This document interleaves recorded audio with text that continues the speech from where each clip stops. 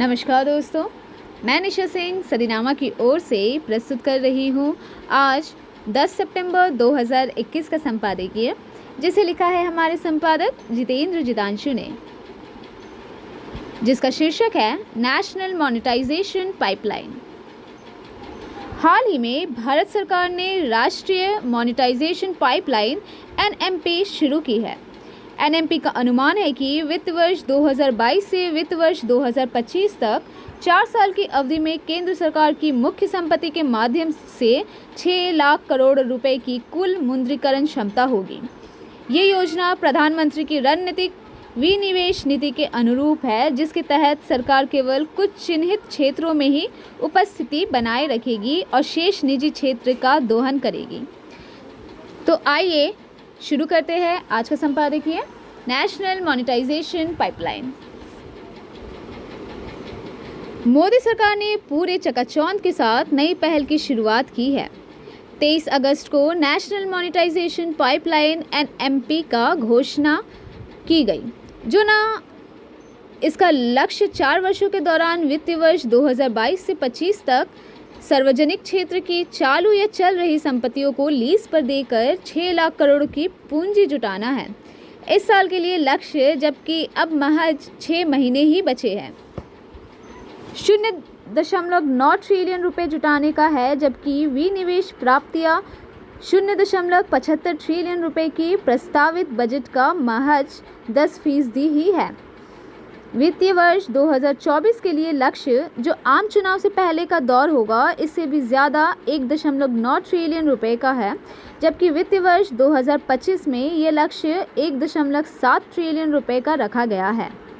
इसके साथ भविष्य में सार्वजनिक क्षेत्र के उपक्रमों PSU में सरकारी हिस्से की बिक्री से मौजूदा जारी विनिवेश योजना के तहत जो धन जुटाने का लक्ष्य रखा गया है और जो परिसंपत्तियों को लीज पर देने के बाद धन जुटाने का नया लक्ष्य है, उससे गैर ऋण पूंजी प्राप्तियों से 2 गुना होने की संभावना बढ़ जाती है, जो वित्तीय वर्ष 2021 से 2024 के दौरान प्रति वर्ष GDP का करीब 1% हो सकता है। एनएमपी को इस तरह डिज़ाइन किया गया है कि साल 2019 में दूसरे महत्वपूर्ण ढांचागत व्यवस्था को विकसित करने की योजना के लिए सरकारी राजस्व के संसाधनों को बढ़ावा मिले, जहां केंद्र और राज्य सरकार मिलकर वित्तीय वर्ष 2025 तक 111 ट्रिलियन रुपए की अनुमानित व्यय के लिए 45% राशि की मदद करेंगे, जबकि शेष 55% राशि का इंतजाम ऋण वित्तपोषित होगा। नेशनल इंफ्रास्ट्रक्चर पाइपलाइन NIP के तहत कुल 8,160 परियोजनाएं हैं, जिनमें 23% परियोजनाएं पर काम हो चुका है। हालांकि अभी भी इसमें उम्मीद के मुताबिक तेजी नहीं आई है। सरकार द्वारा प्राप्त मूल्य के संबंध में मॉनेटाइजेशन शेयरों के विनिवेश को पीछे कर देता है, लेकिन निजीकरण के मुकाबले ये छोटा विकल्प है।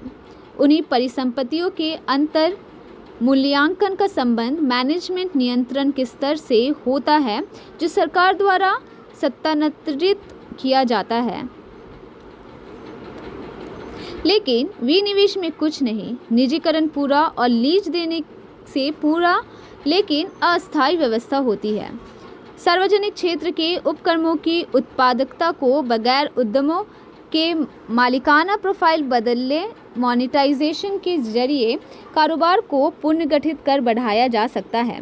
विकास के लिए पूंजी पैदा करने के अलावा उत्पादन को बढ़ाने के लिए खास हिस्से के लिए रणनीति तैयार करने में मदद करता है, जिसमें कारोबार के किसी खास हिस्से को पट्टे पर देना शामिल होता है। इसमें दोबारा खरीद की भी गारंटी होती है। ये सेवा क्षेत्र में कारोबारी प्रक्रिया को आउटसोर्स करने जैसा ही होता है। ठीक से डिज़ाइन किए गए संविदा स्पेक्ट्रम ऊर्जा संवर्धन और कोयला खनन में सफल रहे हैं। अच्छे तरीके से डिज़ाइन की गई संविदाओं में ज़्यादा संविदा भरने वालों की भागीदारी सुनिश्चित की जाती है, न कि सरकार को फ़ायदा पहुंचाने या क्षमता विस्तार के जरिए अप्रत्यक्ष आर्थिक फ़ायदे को लेकर बड़े बड़े दाव किए जाते हैं। मोनेटाइजेशन को पट्टे पर दी गई संपत्तियों से बढ़ी हुई सरकारी प्राप्तियों से पहले एक आंकलन से गुजरना चाहिए। एक विकल्प मात्र इस संभावना को लेकर है कि मौजूदा परिचालित नुकसान को कम कर सकता है, जैसा कि एयर इंडिया के साथ हुआ है। सीधे तौर पर निजीकरण ना कर सार्वजनिक संपत्तियों का मोनेटाइजेशन करना दूसरा सबसे बेहतर विकल्प है। पट्टेदारी बदलाव समझौते को खत्म करना दुखदाई हो सकता है। आमीन। तो दोस्तों, ये था आज का संपादक जितेंद्र जितांशु द्वारा लिखा संपादकीय। कल एक और विषय के साथ हम वापस लौटेंगे। तब तक के लिए नमस्कार।